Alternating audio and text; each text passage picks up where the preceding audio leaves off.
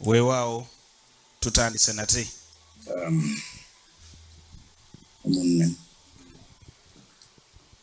Man.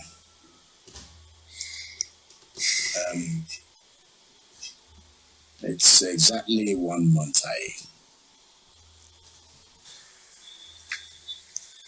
brought my wife's corpse home and buried her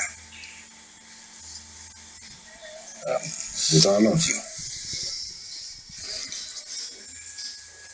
I thank you for that. It is time to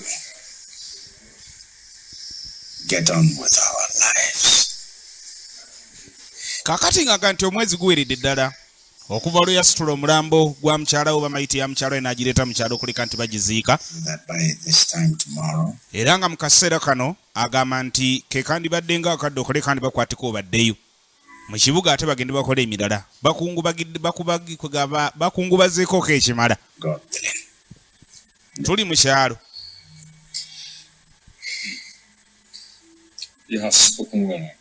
Oyogedde bulungi nnyo Oluganda. Naye your wife Caroline was very good. Mukyala we yali mukazi mulungi nnyo. I know she'll be happy. Era nkimanyi she knows that nti ajja kuba musanyufu gy'ali kuba buli ekimukoleddwako kyonna. But my problem is that this movement is very impromptu. Thank you very much, Munne.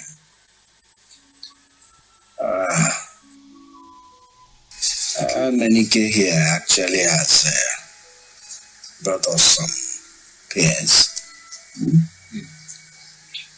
And some corn. Yes. Betty? Yes, Father. I hope the corn is still in one piece. Yes, Father. Oluvannyuma lw'okuleka ndi abakuŋŋaanyiza bonna abaana saako n'ab'eŋŋanda.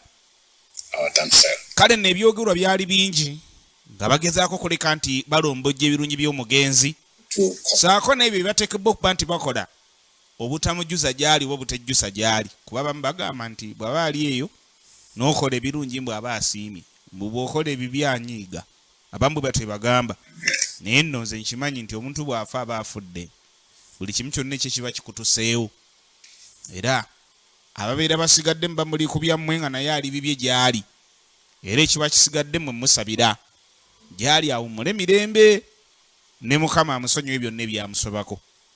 Bwe ntyo nno bwe nkirowooza era bwe nkimanyi nti bwe kirina okubeera. Tuli ku ntandiko ya firimu era nga tugenda mu maaso. Amannya n'eddoboozi VJ Abe wano ku Baba TV.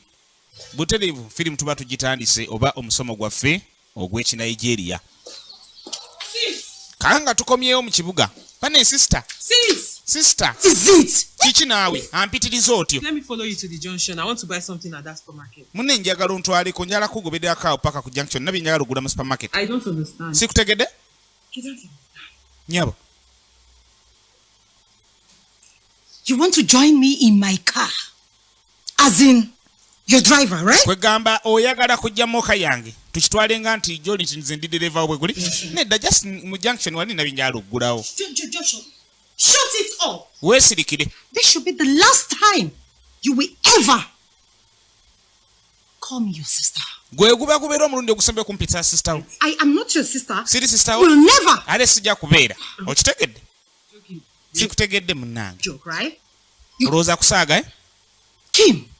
I hate you. Nakukyawa. I hate you with passion. Nakukyawa. Mutima gwange. Nakukyayira ddala nga bw'okiwulira. Bano nno ba Luganda. Era we twabadde mu kyalo kano kakadde kebakiriza ku taata ng'agenda maaso n'okwogera nga kiraga ntaata yalina laavu eri abaana be abaali baasigala kubanga omugenzi maama yaleka abaana 3 abawala 2 n'omulenzi omu.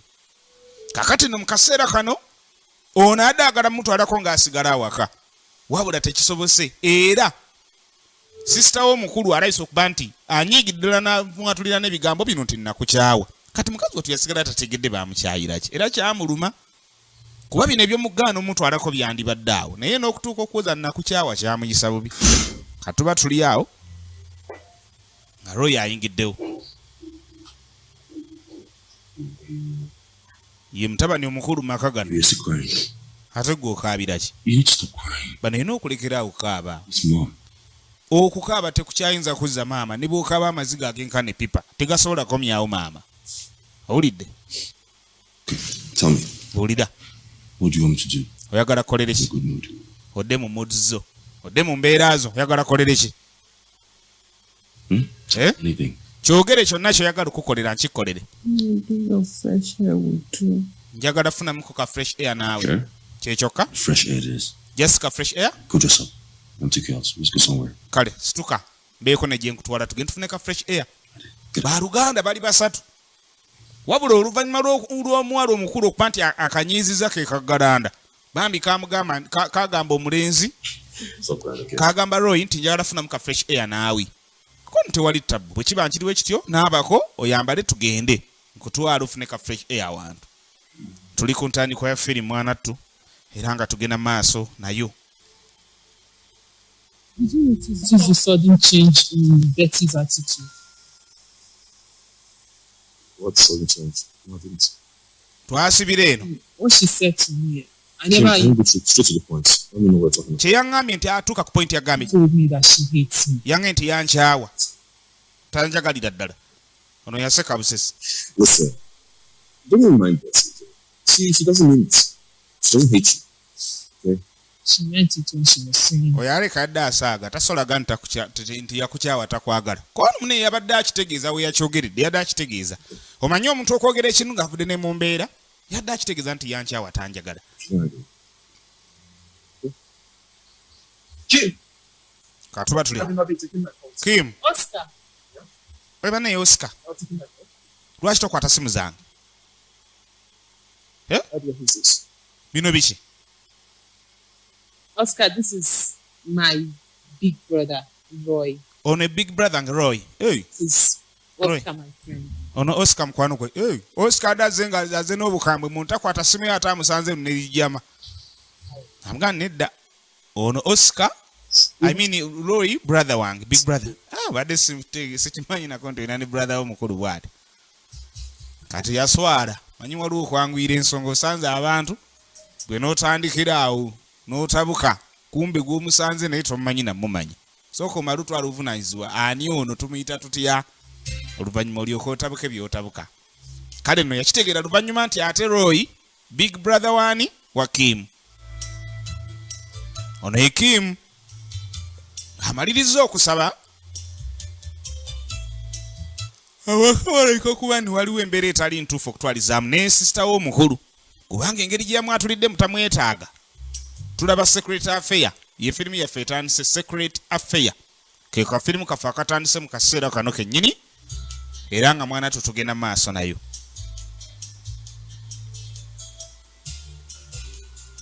Hello, Frank. Good morning. Good morning. How was your night?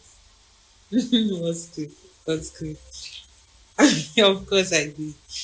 Okay, Frank, do you still have Professor Okezi's handbook? Yes. Oh, okay. Oh, you do? Okay, thank God. Okay, see, you get one for me when you're coming to school, please. Yes. Don't forget to. When I get to school, I'll pick it up from you. Oh, of course I will. Don't forget, because if you forget, you go back home.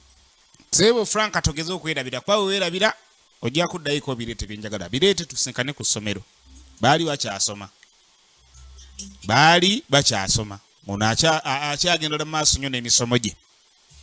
Maama waabwe yali yakafa banga siddene era badde bakava mu kyalo komawo mu kibuga. 1 minute. Eddakiika emu nzija. 1 minute. Eddakiika emu nzija waliwo akonkonya ddaana aba. Kumbe taata. Just coming from the bathroom. Ova mu kinaabiro. I just finished having my bath now. Ye daddi mbadde nze kunaaba. It's all right. Ngenda ku ssomero. Yes, I'm good. Oli bulungi? Ye taata ndi bulungi. Food is set. Okay, So I'm coming. you come on down. Ebyokulya bijagize dde oyanguwako nti kale Through Jesus Christ. nga tudda ku mmeeza ku dayiningi mmere bamala gisabira kya mu mpisa. Mom, Kale food is on the table. Okay. Kim, Kim Daddy. there's food for daddy. Kali tata muwe mmere. So then, which do you want? Tato yagala ki? Chicken. Mpe enkoko. Let's say that. Era mbadde nkisubira n'ogenda kyogera ekyo. Ate ogufi ogunene. Geraageranya taata n'emyaka gye. Omuwe ogufi ogujja mu myaka gye n'ebitiibwa bye. Saaya byankatika. Yono Bukenya. Taata w'abaana. Erya Gilbert oba osobola olimuwa. Tuli ku ntandikwa. Uyo Gilbert Bukenya. Tuli ku ntandikwa ya firimu. Kati Kim agenda maaso no savinga. Wali muganda wange byenkatika bikutte akati. Emmeeza bagiddugaza. Royi wali. Saako ne Betty. Betty ye mwali omukulu. Pozi ne taata Mr. Alfred. Come on. Mr. Alfred. Dad, I'm off to work. I'm late. I'm running late. See you later. Bani taata budde bugenze. Batandise osavinga natandise osavinga ebyenkatika wali byonna byonna. Naye ate mwana muwala agamba nti ayagala genda. Betty. Ayagala genda. Betty.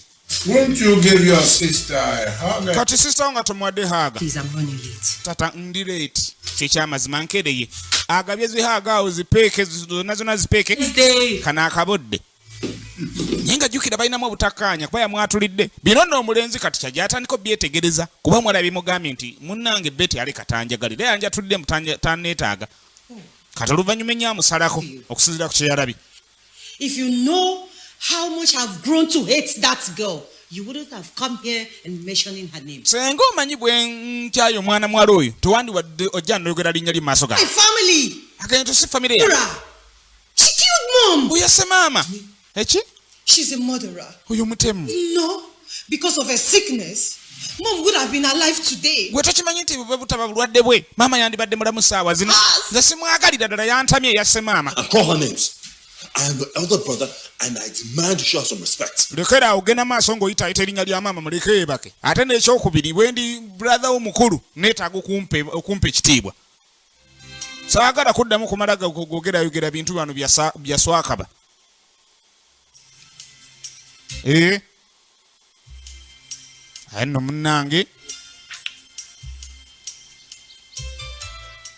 ajja asinkana kano kasisita ke Kakimu. Roy. You didn't tell me you were coming, that's why. Kati wangambye nti ojja. I was having a bad day. Badde nabye ndikaawo ng'ate nabyo binkwase. It's about my face up. Ayagala nnyo okulaba muto we ng'ali mu mbeera ennungi. No, we're done for today. Kubanga yafunye obuzibu bumu nti ate omukulu yamukyayi tamwagalira ddala kati ayagala amulayi ng'ali mu mbeera ennungi waakiri. No, don't worry, I'll go with my friends. Come on, inside the car, let me drop you off. You have gist. I was Tuyina ebyokwogerako jangu oyingire eno mmooka yange. Tuyina ebyokwogerako bingi. Jangu oyingire eno tulabe. Omuwala adali supposed kubeera mweri. Eyoono omulenzi. Mukwano gwe. Naye kakati ate mu kaseera kano ayingidde mu yaani ya baaba we. Bano ne bibasobera. Bano byabagwako nagayi. Kati bye biki ebyo. Mwana, simutegedde wabula n'akamu n'akatono. Enkola gy'akozemu sigitegedde naye tewali kyakola tugenderewo. Avudde mu yaabwe gy'abadde alimenti obeeramu ayingidde mu ya brother we. Katukomawo eke wa Bukenya.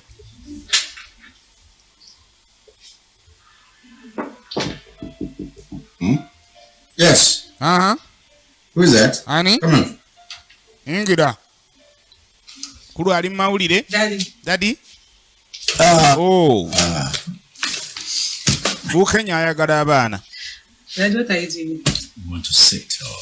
Gira otuule wano. Buli lwalaba abaana bw'ati nebyaliko byonna byonna abivaako. Ayina ddala ono. I hope you're not busy. Kansweta tetuli busy. Even if I'm busy. Newandikubadde ndi busy. Okay. Can't be too busy for sisobola kubeera busy ku ggwe. lovely daughter. Ku lovely daughter wange sobola kubeera busy. Yes. Daddy, there's something I want to ask you. Tata waliwo kyenyala okukusaba.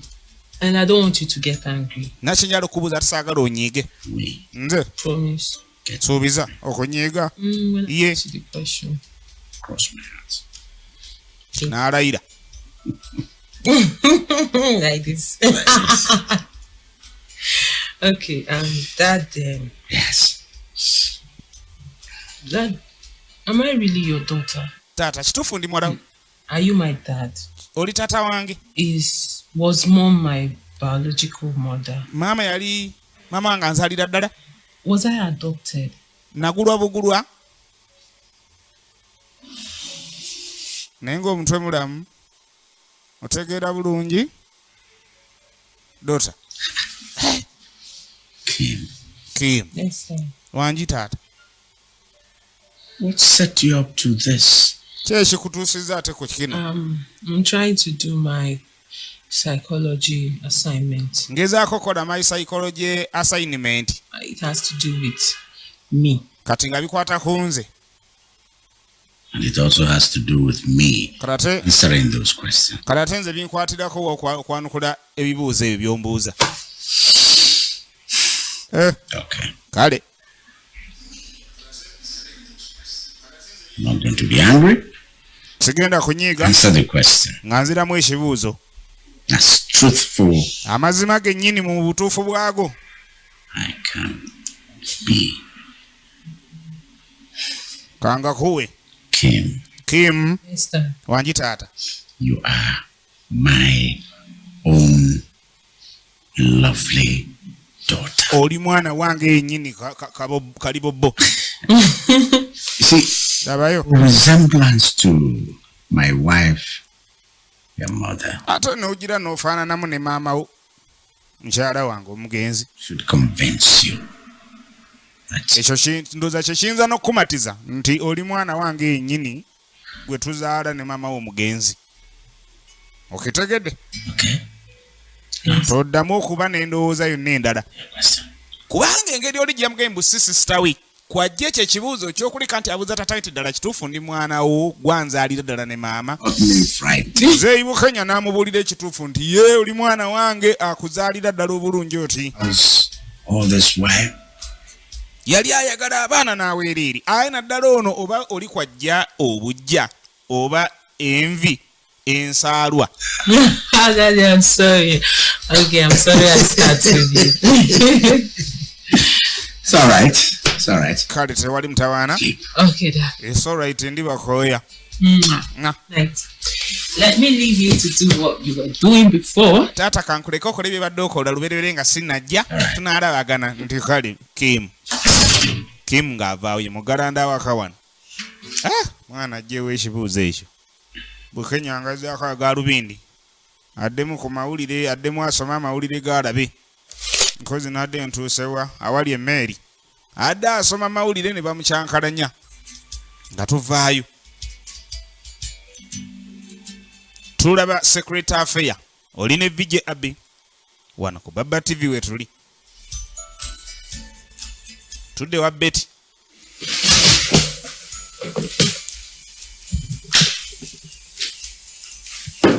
Sis, good morning. Sisi wasuzoota. Budde ku makya. You're already up. Wazuukuse dda. You look up early. Kansube wasuze bulungi. Sis, you're taking your tea without bread. Bane olya Should I chai kutali mugaati. toast bread for you? Oyinza n'okuba olya nkapuka. Omusoga agyeta nkapuka. Kukolereyo toosi. Tamunyega. Mukazi watwagezaako muletako umukwano. Sis, there's something I want to talk to you. Waliwo kyennyala okugerako naawe. Sis, Sister. I really don't know why you're behaving this way to me. Simanyi lwaki ompisa oti. Your attitude towards me has changed recently. Embeera ze munnange ziraga. Did I do anything wrong? Nti yakyukira ddala nekyamu kye nakola. Sis, if I did anything wrong, Temanna kye nakola. I mean, we used to be very, very close. Nga sinakikola mu butano ansonyiwa kuba twali baakulusegere nnyo nga tuli baawamu. I don't know if I did anything wrong. Gwema nekyamu kye nakola. You know I tell you everything. Omanyi nze nkubulira buli kimu. Sis, talk to me. Bambiyogerako nange kimuluma. Nyabo. Sis, I hate you. Nakukyawa. You killed me. Watta maama. Kino ate tannakiwulirako. Abadde ng'awulira kimu nakukyawa nga tamanyi kwe kiva. Kati amugeni nakukyawa watta maama. Eki? Have you forgotten, Susu? Weerabidde amangu ago? Have you forgotten that mom died because of you? Where are you? Are you serious? Nti mama yafa ku lulwo lwa bulwadde bwo. Nakukyawa. Wansina. Wantama. Sikwagalira ddala. Mukazi watu bwe yawulira ebyo. Those crocodile tears. Sangula n'obuziga bwo bwadgonya bwe weekaabya.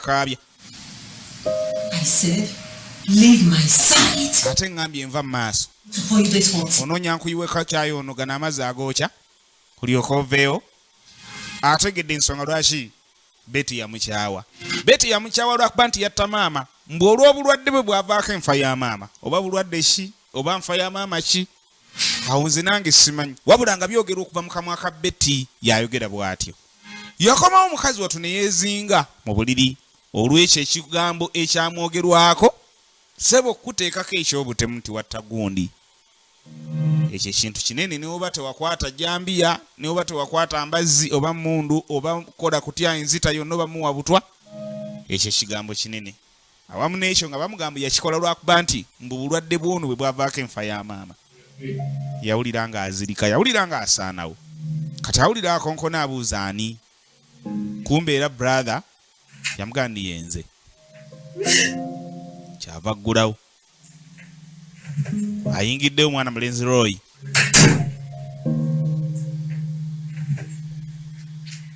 Bamuyita Kenneth Okoli, original names. Omulenzi ono ye Kenneth Okoli. Okaabira ki? Ozeemu ebyokaaba.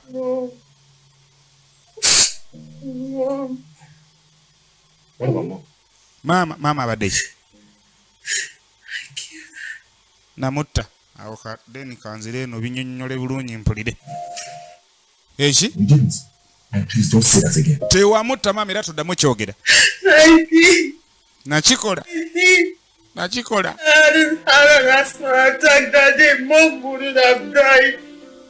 Musenga sibwali bulwadde bwe bw'olyawo mama mbu teyandifudde. Kati erabye ebino. Yebatandise otulaga ono ye mugenzi maama. Fe abataamulabako olubereere tufunye omukisa omulabako. Ye maama azaala abaana bano abasatu abaliwo. Okuli Kim, Betty, saako ne Roy. Mukyala Gilbert. 3 or 4 p.m. Kale nno yali azzeeko wano. Ng'ate era obudde bumukutte. Ayina ebyokwasaganyaako ebirala.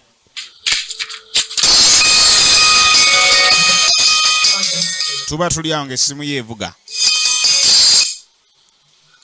Hello? Hello? Yes. Where? Ewa. Please. I'm coming there. Please. I'm coming there right away. Kwegayiridde nzijayo kati. Kanzije. Mama kiki nzija. Yafuna essimu mama yali yakyekango. Your mother loved you Mama we yakwagala. as much as I love you today. What she did, I would do any day for you. Mama we kye yakola nange kennyini kye nandibadde nkola mbe kubanga yenze ye. Mama we yawulira mwalabe nti mulwadde bamugee nti mulwadde akoze atya abiki yakwata emmotoka avuga yangu wagendeyo. Wabula mu kugigolomola ennyo mwe yafunira akabenje akamujja mu bulamu bw'ensi eno. Yali adduka kulaba muwala we Kim. Ye yali ensonga nti yali avuga akubirira agenda alabike ng'asinkana Kim. Wabula ekyomukisa omubi yasanga Kim, yakutukira mu kkubo. Kim, Yes, sir. I don't ever want you to see this whole thing any other way. Saagala kuddamu kulaba bintu bino byonna mu mbeera endala. Your mother had an accident and Maama we yafuna akabenje ka mmotoka era mwe yafiira. Kati akikusibako okuggyako nga yeggwe emmotoka gye yavuga alyoka agwa afe. Naye ekyokubani yali ajja kulaba gwe ng'oli mulwadde baleme kikusibako mbu simanya aye naye leka kyeteekako mbu watta maama wo. Tekiriiyo. Saagala kuddamu kukiwulira. Bukenya kyamuyisa bulala nnyo ekyo okulaba nga munnange omwana ono. Era kyamuviirako n'okuleka naye akaaba amaziga. Bamujjukiza mukyala we. Naye yagakaaba. Tukomawo ku mmeeza ku dining. Ebyenkatika nga bigenda maaso nate.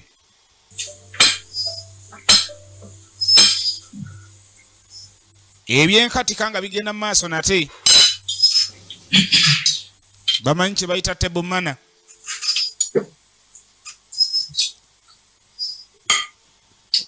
Umaze ezikaaba ne giraasi ne sowaani teri byakwogera. Naye era taata bwe yeevaamu yayita Roy.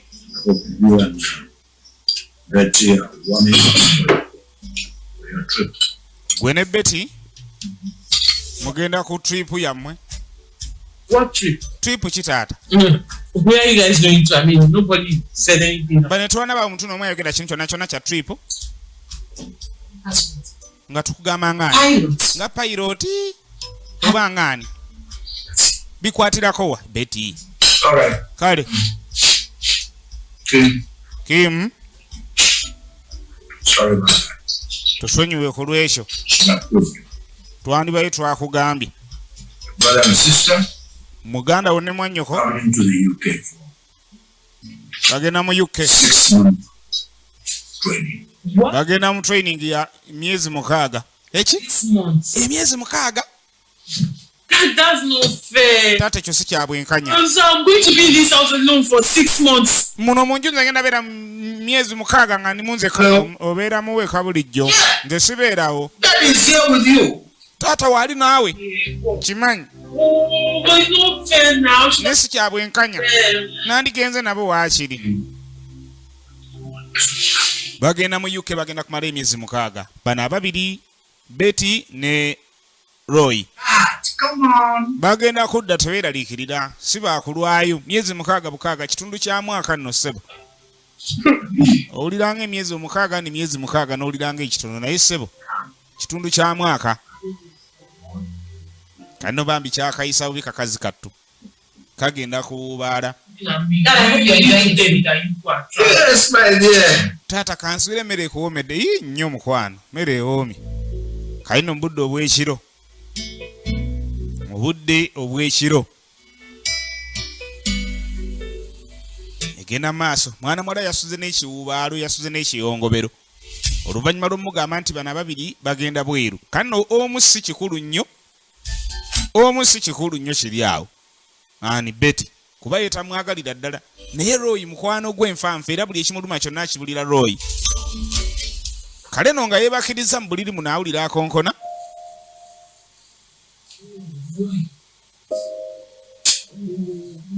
Kyava ateekako ettaala. Kiro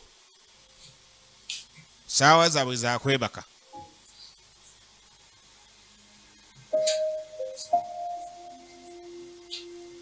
Ajja ggulawo. Well, you're not sleeping yet. Roy tonneebaka.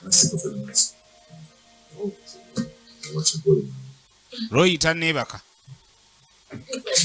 Asuze ekimulumiriza ekya sisita we okuba nti ate takimanyi nti bagenda tambula. Ngera bagenda kumala emyezi 6 mu mulamba. Please, don't fight. Kwegayirire tobitandika. Mwasazewo munkole ki munkise. Oh, please, you are not so common. How did I? Bayina omukwano mungi. Stop to. Bayina omukwano mungi ogususse obususi. Yasalawo leke nga yeebaka n'eno ne bajjako ettaala. Kati wayita ennaku 7 oluvannyuma lwa 2 byonna. Nga wayisewo ennaku 7 nga bannaffe bamaze okusitula okuleka ne beeyongerayo. Baagenda. Taata akomyewo. Baasigalawo 2 bokka kati. Mwana muwala Kim ne Daddy. That's too tight. Oh, Dad. Bani taata. Hey. Don't mind me. Taata tonfaako ton. Tonfaako myaka gye mingi. Nkaddiye naye era mbadde nkusaalirwa. Mbadde nkusubwa. You're not an old man, so stop calling yourself an old man. Says who? Says me. My daddy's not an old man. Aga tatange si mukadde ani abyogera ebyo. Nze mbyogera taata. Tatange toli mukadde. Well, that's what daughters do. Okay, so daddy, go upstairs, freshen up, calm down, let me get your dinner ready. Taata genda waggulu upstairs onaabeko. That's what I just said. Nze kankwasaganye ebyokulya wano. Nkikali. Yeah. Ye Bukenya. That is bad. That is back. Taata akomyewo. Who is there? Ani? I'm coming. Nzija. Oh. Daddy. Tata. Good morning. Wasizoota taata? Kumasha? Dad. Tata? Taata agenda okulaba muwala wa amyuse. Dad. Tata.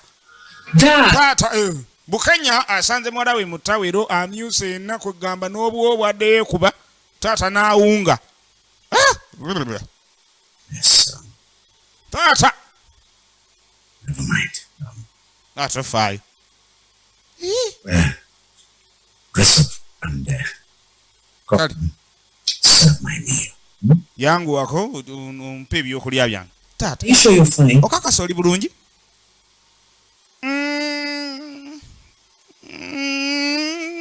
Ndi bulungi. Naavaawo.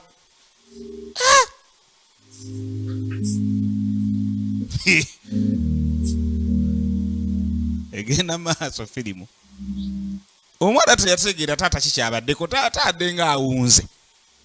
Taata mu kutunulira nnyo muwala we yawulira nga ayina endowooza era emujjidde. Kati bwe yagenda gy'agenda ku mirimu gye, jjukira omwana yasigalawo awaka. Yakomawo. Leero yakomawo atamidde. Ekitabangawo. Taata otamidde. Ogunywedde kweguli taata. Taata kweguli. Daddy, it's skin, not. Taata obudde bugenze pahaaga.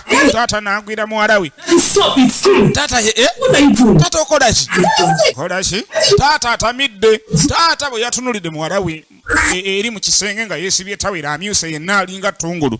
Taata yaddeyo n'endowooza n'agaanika ngende ngunywe nkomewo nga ntamidde. Nzirire mu kikolwa kirala. Taata yakomawo byakwagala kwata muwala we.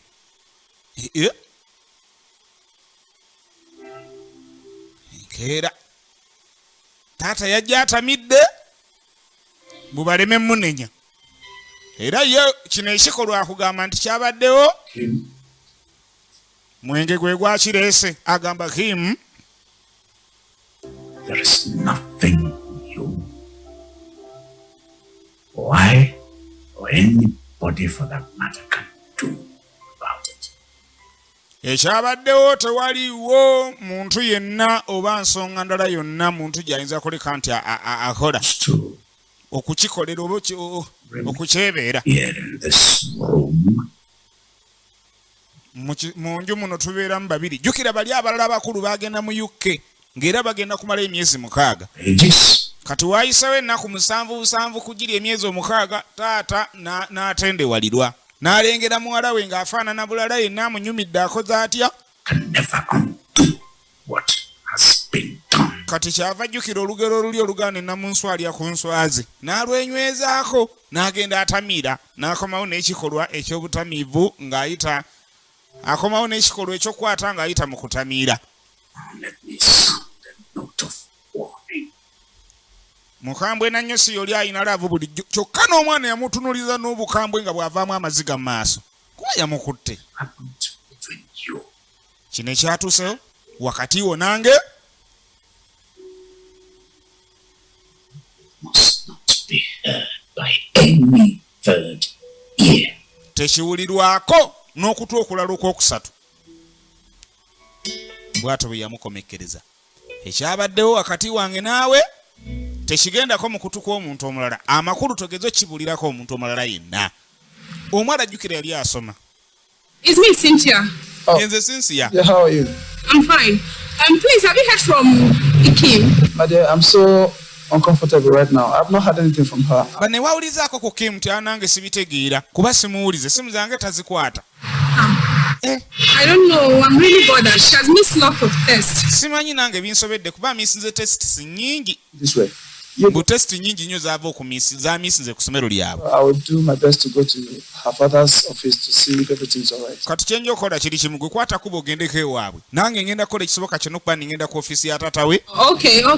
Kale. To the hostel, I'll go to her house. Tewali mutaana kansoke mala okutuuka ku hostel then ndyoke nzire ewaabwe ngende mubuuzeeko ndabe oba ali atya mu mbeera ki. Kuba kati wiiki nnamba test ze yakamisi nga tozimanyi na bungi.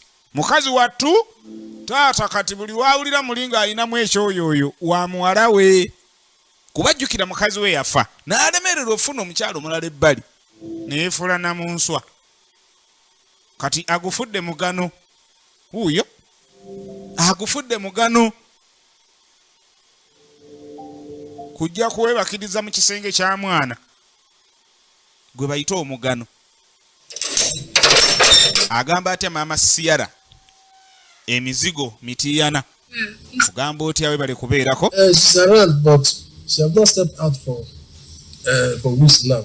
Kimu ali nti Kimu ali naye tafuluma kati awezezza sabbiiti kale kangendeyo ndaabe ndayo naye nga awezezza kati tafuluma bweru oba kiki nange simanyi waali ali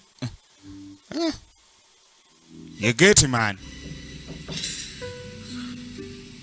mwala awulira akonkona yamanya taata waako miyoneera ani Who is that? ani oyo yenze Sinsiya munne gwasoma naye kwe kweterezaako asiiba mu maziga taata we yamutuusako gw'obulisa maanyi oba kale ajja amutuusako gw'obulisa maanyi kuba kati enfunda zeetolodde gwasooka kugira mu butamiivu n'amala n'agufuula omugano. What's the problem? Oyina buzibu. The number of tests you miss since you stopped coming for lectures. Omanyi testi mmeka ze waakamisinga nga tojja mu lectures? Kim. I'm your best friend. Nze munywanyi waasinga. Feel free to talk to me. Beera free ogereko nange kiki? Buzibu ki? Don't tell me, how can I help you? Bw'oba tosobodde kumbuulira n'akuyamba nti kiki ekigenda mu maaso? Ekyatuusewo sebo kizibu kyakutotola. Ono ye taata ye Bukenya namunswa obuswaswaswa bonna kati kana akaswa kali wano ke yasookeddeko ayina obuswa bubiri akamu kagenda mu UK naye kana akasigala Nigeria kwe yatandikidde kyobola obusiraamu butugamba nti ebintu bisatu tebabirindiriza ebintu bisatu tebabirindiriza eswala weba etuuse togirindiriza omuwala bw'aba atuuse fumbiza tomulindiriza kubeera waka ekiri ekyokusatu omuntu ng'afudde tebamulindiriza muziike byebyo ebintu ebisatu tebabirindiriza kakati Bukenya abaana bakuze abasibi awaka kati wuuyo atuuse nafuna kyoyoyo atandise kwegatta nabo ng'ate abatuusako gwa bulisa manyi watali kukkaanya musajja mukulu wa buvunaanyizibwa kati zireese omulenzi ye boyfriend w'omuwala kukolere ki muvubuka bamuta Oscar ndi best friend wa muwala wo Kim has not been taking her course for weeks now and I'm very concerned about takwata simu ameweza wiiki namba takwata simu ndi mweraliikirivu yes sir sorry simanyi kikigenda maaso sokajjako ne galubindi. That's why you drove in here, right? Keshikuleese wano yes sebo That's it. Kyengamba kandika. Whose calls has she not been taking? Simu zaani zaatakwata. she has not been taking my calls. Takwata zange sebo. As I complained the same. She has not been taking anybody's calls. Talina simu z'abalala bonna zaakwata. Simu zo. Kyesitegeera. My daughter to you. Kati muwala wange y'ani gy'oli? Please. Nothing. Tewali nnyo ndi mukwano gwe. Yes, she's been a good friend from school. Mukwano gwaffe mulu nnyo ku ssomero.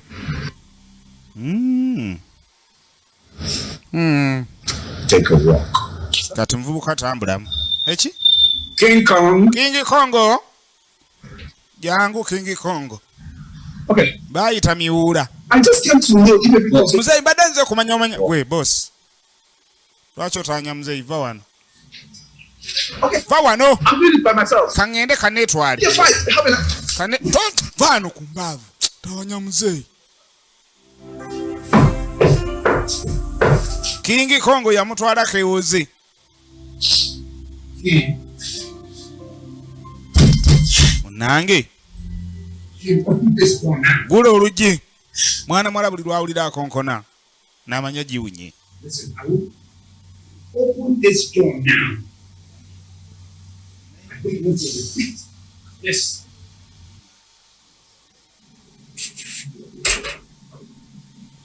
Nze yaze Bukenya namuswa omwala aganye okuggulawo n'ajjukira nti eno enju ye yagizimba n'enzigi zino yazikozesa ebisumuluzo n'abiwa buli omu gwe kikwatako mu ruumu ye sipeya n'amusigaza kanaawo anoonya sipeya omwala yamwekangira munda adaganya omuggulira neyeggulira nedda yamanya ekireeso muzeeyi si kirala muzeeyi taze mubuulira bya school fees oba byaki wabula ze ku mutawaana gwe nga bulijjo bwakikwasaganya era muzeeyi ono ng'amaze okukwasaganya ensonga uliriza taata Tomorrow you start school. Enkya ogenda tandika osoma. Go back to school. Ddayo osome. Naye. Start your lectures. Ogenda okwasaganya lectures zo. No. Listen. Naye mpuliriza. I don't want any of your classmates taagala ever to catch. Banno b'osoma nabo. None of them must ever get to hear anything about this. Tewaba n'omu yenna awulira kintu kino nti nkukwasaganya. Tewaba n'omu akiwulira ni nkumanijinga. Okay? Senga kinaawulikika ebweru nti nkumanijinga.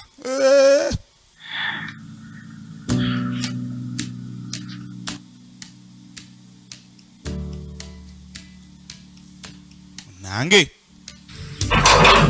emyezi 6 nga gimaze okuggwako. Jukira abagenda mu UK bayina koleka ni bamala emyezi 6 gye gine giweddeko. Kitegeeza nti baba bakomyewo. Kimu yono mukataata. Kimu yono mukataata aliwo omugole. Mugole wa taata. Ensi erimu ebikulu mmwe. Kuba n'abakazi abayalanga. Bakazi nga bayala. Nga bangi. Mazima ddala buba bugwenyufu kika kyo bw'okujja okwegomba muwalawo. Era otandika otya okwegomba muwalawo newankubadde. Bakomyewo. Jukira ono yagenda n'obukyayi bonna ku munne ku Kimu. Kati Roy musajja twakomawo amuwaaga kuba baali bamukwano nnyo ne Roy oyo. Kimu ne Roy baali bamukwano nnyo ekisembe nga n'olusi basola mu kisenge kyekimu. Naye yakomawo amuwaaga yagaana okuleka nti agikkiriza nga munyiivu taliiko yadde akoogera. Nga taliiko yadde akoogera. Geti maani ng'atikula migugu. Kati ndagibeda jona aye bana bataire mu mabaale. Abeda migugu. Kuyingiza munda. Okay, they're all here. Dish my food. Oh, Dad. Yeah, no, princess.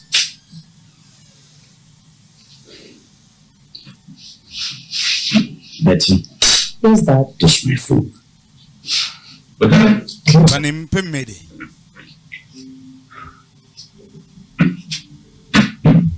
Betty. Who's that? Dish my food. Mpe mmere. Kim taliwo. Kim bulijjo yasaba emmere. I mean yasavinga. Kalero taliwo. Kumba ali eno. Olira akoona ku luggi. Yahulira akoona ku luggi. Who is there? Ani? Him with me. Yenze.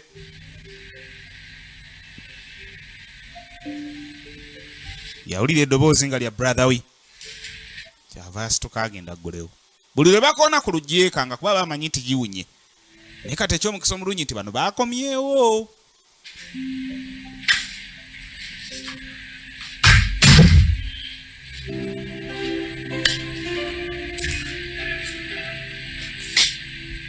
What do you want?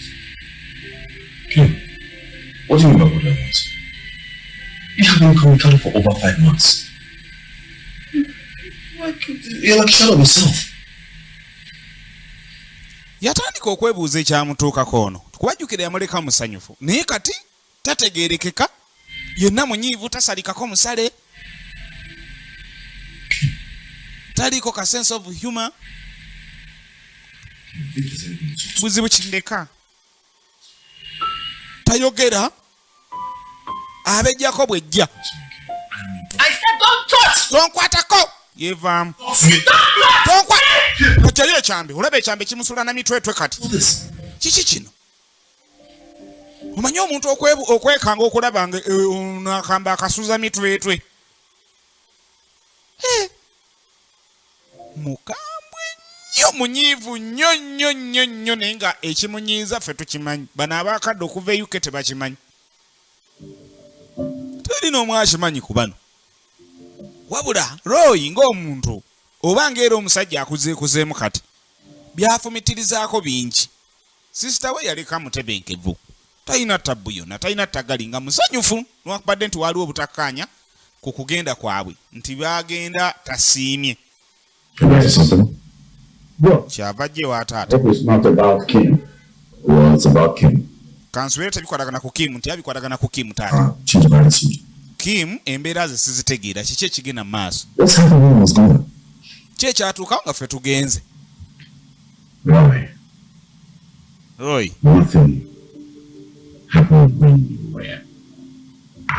tewali kyatuukawo nga muwese nga simuliiwo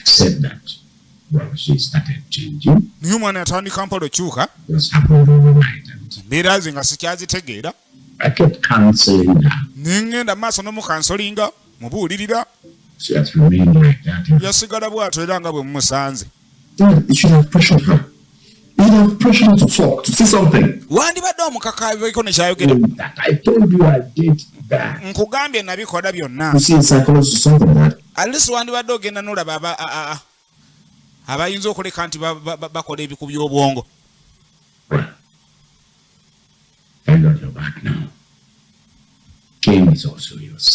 ekirungi Kim naawe mwannyoko kati naye buvunaanyizibwa bwo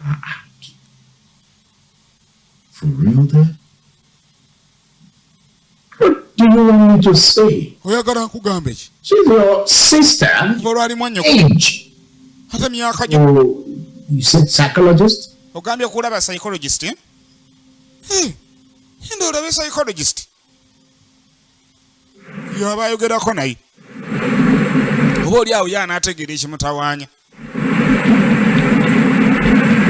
sajja atuloyi ng'atwala buvunaanyizibwa anoonye kiki ekiyinza okuba nga kyatankuula sisita wo mutuusa ku ekyo kati yamanya nti kyandiba okubanga omulenzi ono abadde nga boyfriend alayika okuba yavuddeko kalumanywera omuwala asula nakambe mu buliri mwe batawaatira atali musazi wa mpalu nti wakadodi naye akambe kamusula kwa Akiba ayize n'emize egy'okwefumisa kufumiitiririza okuleka okufumitiriza naye okufumiitiririza birimu enjawulo okwefumisa kankyogere bwe ntyo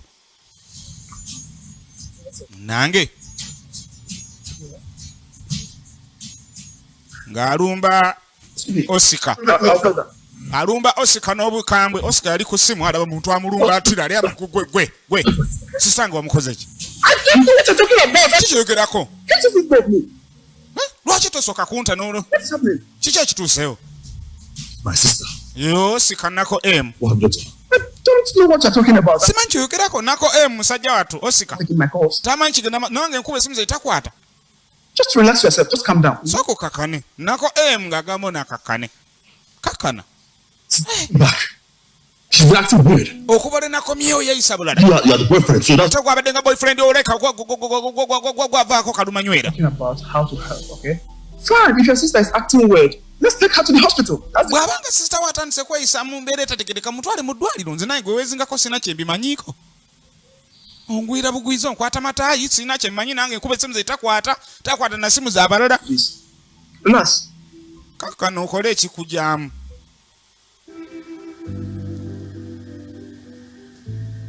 Aya. Betty, are you human at all? You're my sister. But our younger sister is going through some trouble. Hey! Please! If you cannot get her to talk to you, what makes you think she can talk to me? Because you're a lady like her, okay?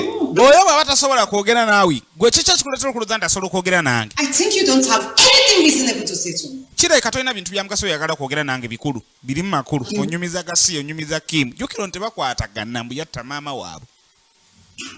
maama waabwe kati taagala nakulira kintu kyonna kikwatagana ku Kim tuddaye wa Bukenya bamukuŋŋaanyiriza za alipoota wano ono yennyini Bukenya yavaako kalunsambulira kalumanywera yenna ali ku ye lwakuba nti omwana yekugamba oba yawunga buwunzi kati ate yamukomekkereza nti ebibaddewo wakati wange naawe sigeze okubiwulirako awalala gamba omuwala oyo Kim ankolera akacungwa kange nti kaali taata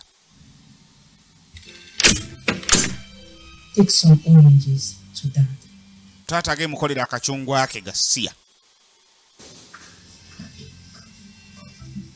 lwakubeera taata yamutuma kwe kuleeta obubaka naye teyandiyogedde naye tebakwataga ntamwagalira ddala katamuge taata agemukolera akacungwa ke balina gye balagako bano obudde bugenze Roy atunulira essaawa zigenze ono Betty tavaayo Betty bamuyita Ijeoma Thomas original names oyo muwala bamuyita Ijeoma Thomas amanya gaaga ddala kati oli Kim ye Mary Igwe gwe batayagalira ddala oba kale ekyanzi taata gwe yatusizaako gw'obulisa maanyi awamu n'ekyo nga ne taata ye Obi Okoli agagaaga ddala naye nga yo firimu tulaba Secret Affair erinnya lyayo nze VJ Abe tuli ku Baba TV Gateman ng'akola omulimu gwe agwagala n'okusinga enoka munnange bano nga bakuula kuvaawo ono waliwo ka oda akamulekeddwa amuga nti akolere taata akacungwa era uno akaliko akacungwa nyongera otutumirako mulamu wange nkyala afande mu barakisi mu Gaddafi awo abale kikwasaganya kyala Muhammadi annange muli bamaanyi nnyo saidi ze ate munnange era omukulu mundabire akacungwa wali kagenda maaso notambula agamba atya Bogo emayuge boggolako mugamba otya saidi zeyo muganda wange kagoma oli otya tugenda maaso n'omusomo gwaffe mwana mwala amaliriza akacungwa okukasalaasala obulungi oba okukasusa kyava akwata akambe oba yayize butemu oba kiki akambe tekamuva mu ngalo newakubadde kava okususisa omucungwa kati yateberezaamu kale kanaga tere n'akambe kange jukira asula nako emitwetwe biki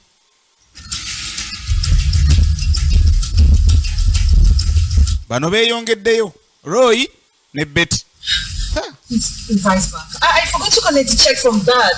Neerabidde okujja check ku taata bannange naawe oba wirabiralabira ki kataba wetutuuse katatonzizaayo mabega baadde bagenda beerabidde check taata alina check ono alina ogimuggyako nga bateekamu ara reverse tukomeyo ewa Bukenya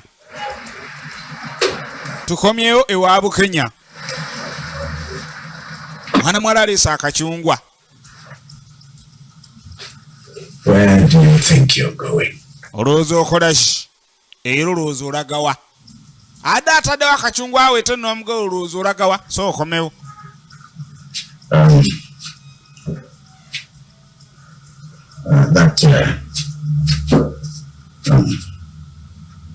kola oti nzeeyi bweri nkolayo ate akimanyi nabali bavuddeyo bagenze ye taata namunswa era unaagala kulya ku nswa ze aziyushyo bireke anti gwoli wampaka tokkanyangako nange buli lunaku ziba mpaka buli lunaku mpaka mwana kwata akambe n'akafumita taata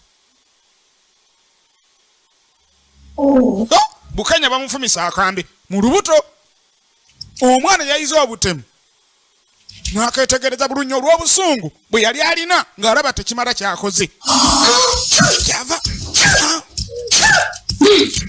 okufumita kuzibu baafumita Bukenya mwana ino omusayi ne gumusamukira yenna akoze ettemu ku taata taata buli jamutuusako gwe buli samaanyi mulinde nzijja ono ye ate ono benge yennyini benge ng'aggulawo geeti ero benge yaze ku geeti munange akati benge ono agenda otuuka beti yakuba miranga benge n'awulira kaye kiki bana akubye emiranga benge yakomawo na Roy ne Roy ng'ayambuka amaze ofumita taata Roy agenda otuuka wano nga Bukenya bukyanga afa si lwaleero teriyo mulimu gutaliiko mpeera buli mulimu gwonna ogukolebwa ku nsi kuno gubaako empeera yaagwo osasula mu bulungi oba mu bubi ku poliisi bino byatuusewo mangu ayina otubulira ensonga lwaki yesse taata wange kitwale empola zino family issue nsonga za family Tongamba kukakana. Saagala ongambe kukakana. Officer. I know I won't tell you how to do your job. Kimanyi sigenda bawulira ngeri yakola mulimu gwammwe. Ne mukola omulimu gwammwe. Sir, madam, you don't have to worry. She must confess to her crimes. I promise you that. Afande. Ku police. So both of you are trying to tell me that DPO. She killed her own father. Mwe muloza shavudde ku kyokubandi ya taata we nnyini. Tetumanyi sebo. Nenako emwali. Ne banne. Adde nga agezaako kuleka nti amisinga testi ze ku ssomero. Ng'embeera z'ennaku zino takyali mu mbeera ze za bulijjo. DP awulira. Whatever her reason is, for shutting anyone out is far from why she killed her father. Kati ng'agamba ensonga ye webanga weeri, ensonga erayika ya kyamanyi lwaki yasse taata we. Aleka yagisirikira n'atagitugamba.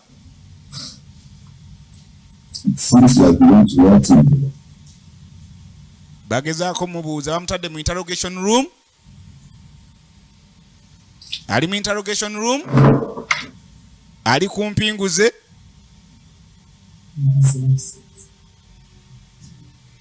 Tava mu kigambo lwaki yasse taata waabwe. So what happened? Kesha abaddewo? She still arrived at a dead end. She has gone mute. Mute? Omwana akyali mute. Mute? Piye. They love each other. Tava mu kigambo. Tudde wa benge. What's he joke with her? What the hatred developed to the state of killing her father? I can't say.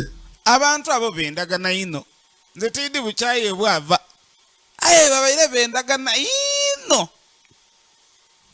If you remember anything. Oba oyina kyojjukidde kyonna tukone kwamulekedde kaadi ebenge getman.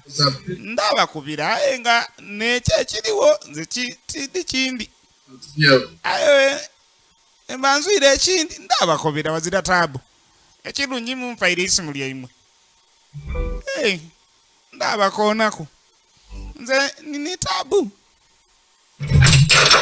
Ansooke nkinge nawo.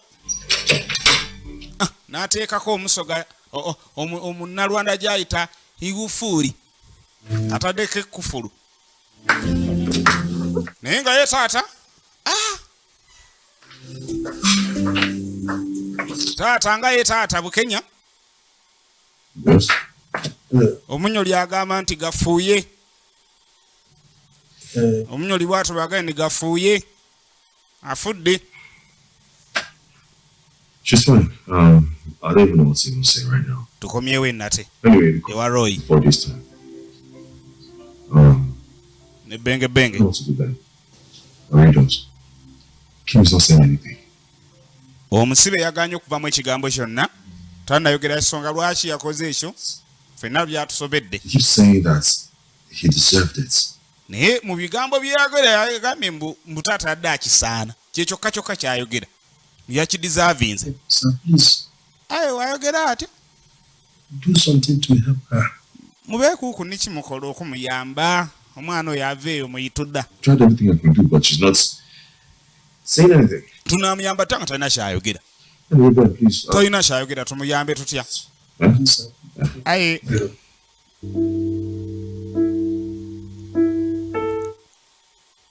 Beera bulungi nti ate wali tabbo. Kati benge.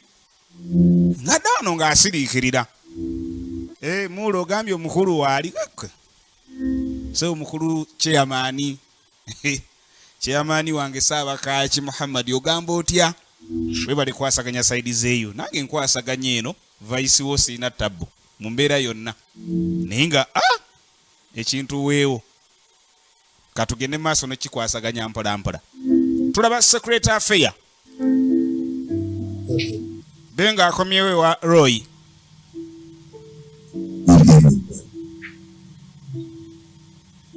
Tewandinde seconds. I want to discuss with you. About what? Neze twogere mukuuko niwe.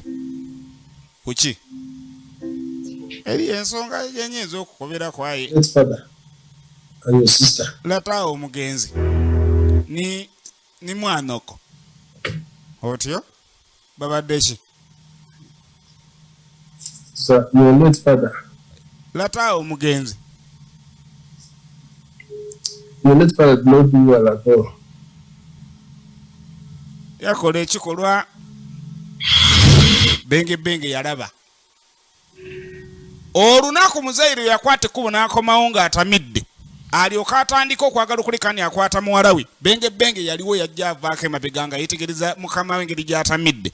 Buli ekyatuukawo kyonna yakiraba. Kyatuukawo kitya? Sir, it continued. Kyajja mu maiso. If you said something won't go back, all this would have been avoided, but said nothing. Why? I'm sorry, sir. Your late father ordered me not to tell anyone that if I try it, he's going to wipe out my family. Down. Katonda agamba nti bino byonna byatuukawo ne bisigala nga bikyagenda maaso n'okubaawo n'osirika obe kubyogera oba olyawo bino twandibadde tubyewala ne bitatuukawo ne bitagenda maaso nti lataawo yankoba nti tibyogeranga. Era yamukomekereza naga ne senga abyogera agenda kusanyawo famire ye yonna. I will not forgive this man. Kati mu kaseera kano twasanga gwe ne gye wafiiridde ennyini taata osaana kwokya muliro. Wakoze ekikolwa ekikyamu osaana abuuza benge kyekigenda maaso oyo n'alina byo oyo akobera byonna nva bimukobera. Break it down in details. Tell me Nange what happened. tukomyewo nate eno.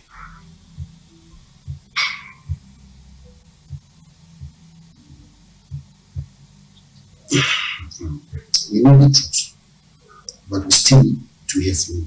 Yes. Bakyamutadde mu interrogation room bamubuuza akajojijjoji w'ebibuuzo. Tayogera. Agamba atya Shami ejjinja naye bali kubaako. Sir, she refused talking. Mzee, mukamange yaganye okwogera ekigambo kyonna era akyamyutinze akyasirise. She has been vindicated. And I cannot release her into the society. She's still down. Sir, Tebasobola musumulula. refer to a psychologist, sir. Nze mbadde nteesa ntulete psychologist ssebo. Get her siblings. Ani kati ensonga tulina kuleka ntugigamba ba siblings ba Luganda baganda be. Invite the psychologist. Yes, afande. Ne bakakanyala bayigo kakanyala afande. Ne bakakanyala baba wali ebitiibwa. Kimaze otegereke kono ategedde kye kyatuukawo nti mwana mwala okutuuka ku bino byonna no sirika n'okumyutinga bwati byamusobera byamugwako yawunga. Yawungutuka. Taata we kumwekyusiza n'amukwata. Kim, please, we are sorry. Bambi olwakimanya bamwetondera. Nona ate tamwagala yamuga Kim Bambi, we are sorry. Tusonyiwe. She has refused to talk to us about the rape incident. Yaganye okwogera ekintu kyonna kyonna. Otubuulira ekintu kyonna. The officer in charge of her case contacted me earlier. It's a psychological disorder that affects a rape victim. Abamukwata bamuvunaanako ba officers bankubiddeko ne baŋŋamba nti tali mu mbeera nnungi. But if we do this by minimizing, trying to bwali psychological disorder, right, taking herself away from the society, leaving the environment. Ebyo nno bitera okuleka nti bimuleetera okuba nti ava mu society n'abanga ayina ye w'abeera nga takyabeera mu bantu. Ebikolwa ebifaanaganako bwe bityo kale no bimuleetera okuleka nti abeera mu mbeera etali ntuufu kasita kibanga ava mu buntu mu bantu. What do you suggest? Kati gubadde oteesa otya tukole tutya? You have to bring her into the facility. Awo kati mwina muleeta mu facility. Some therapy so that we can be able to correct. Ne tumukolako mu mbeera yaffe. Ono yali psychologist. Kati basobola okuleka nti bamukolako mu mbeera yaabwe kuba bajjanjaba obwongo bw'omuntu bwanga bwakyankalanye. Bayina engeri gye babujjanjabamu okusobola okuba nti bamutereeza. Bw'aba ayina ekyamukyusa obwongo bwe nga kyamukyankalanya. Bo bayina engeri gye bayina gye bakikwatamu oba gye bamukwatamu n'asobola okudda mu sensezi ze bulungi nnyo. Kati bwe batyo baali basaba kuba n'abasirikale baasaba oba baamukubira essimu oyo omukyala. Mwana mwala baleke nga bamuzza mu mbeera ze. Ebimu ku ebyo byamutuukako kuba kiri kyamuggyako. Ekyataata omwefuulira okuleka nti amutuusaako ogw'obulisa manyi ensonga nkulu. Kintu kinene. Abazadde muyiga okufuga amaddu gammwe. Abaana be muzaala mubeefuulira mutya ne mubatunuza mu mbuga za sitaani. Be muzaala n'omutunuza mu mbuga za sitaani. Wamma wayita emyezi 3. Your body, your heart, your mind, your soul heal itself. Your happiness will come. Emyezi 3 nga gyetooloddewo. Yes. Omukyalo ono neera yoli owaaluli. Kati muyinza okugamba nti emyezi 3 gye giyiseewo ali mu kiteeteeyi kyekimu. Gobadde okimanyi nti omuntu osobola okusinkana n'omuntu enfunda naye nga wayitangawo emyezi 4 naye nga buli omusinkana osinkana naye mu lugoye lwe lumu. Kyokka nga oba tojjukira nti lwe wayambalako luli. Kayino kyekino ekiri wano. Waliwo abuuza ano lugoye lwe lumu olwo nga wayiseewo emyezi 3 nedda. Kati teyali tamanyi nti lwe yayambala ku olwo. Era lwazzeemu nga tategedde mu butanwa. Just kyekyo kyokka. Kim, nange you are doing well for yourself. Bagezaako nga basobola nga bo okuleka nti bamubuulirira dde mu mbeera ze. Bintu byakubuulirira mu kansolinga kukola kikutereeza bwongo bwe. Speak your mind. Yogera ekikuli mu birowoozo byo. Scream. Wogganako. Let the tears roll. Because that's where the healing will begin. Yes, baby. We are here for you. Bamukaka ffe tuli wano ku lulwo. Bamukaka abeeko ne kyayogera awuganeko akole atya byonna abikole. Tuli wano ku lulwo. Baako ne kyoyogera. Yawungutuka mukazi wattu byamusobera byamuggwako nga bwe njogedde. Taata omulamba.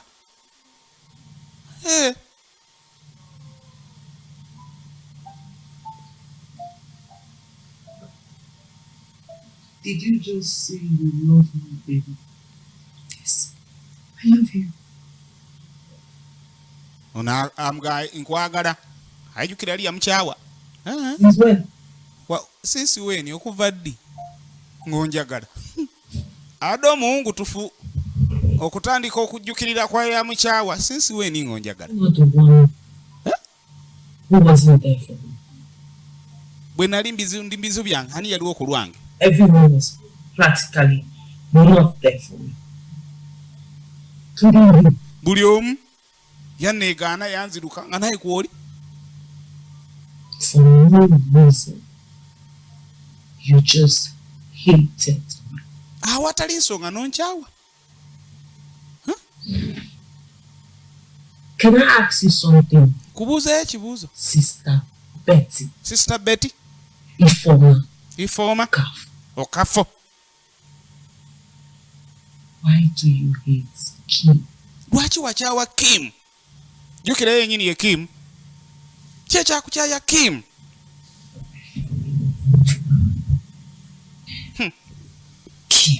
Kim. I'm deeply sorry. Bambi nsonyiira ddala. For everything. Ku buli kimu. Don't you? Kyenze kukola. I know I wasn't there when you needed me the most. Nkimanyi saaliwo wali oneetaagira ennyo okusinga. Naye Truly sorry. Sonyiwa. For everything. Ku buli kimu. I'm deeply sorry for everything. Buli kimu neetonze.